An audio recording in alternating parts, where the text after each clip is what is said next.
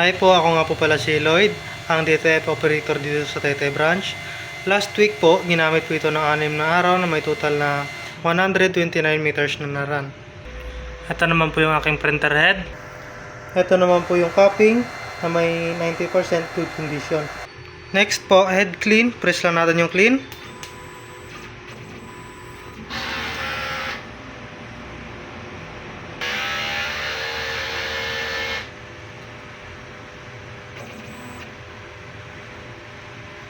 After head clean po, punasan natin yung wiper.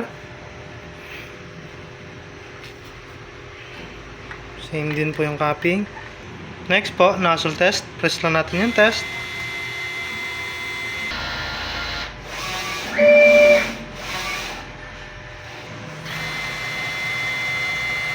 Yan po, kompleto naman po yung kulay. Ang ink system level po ay tama lang.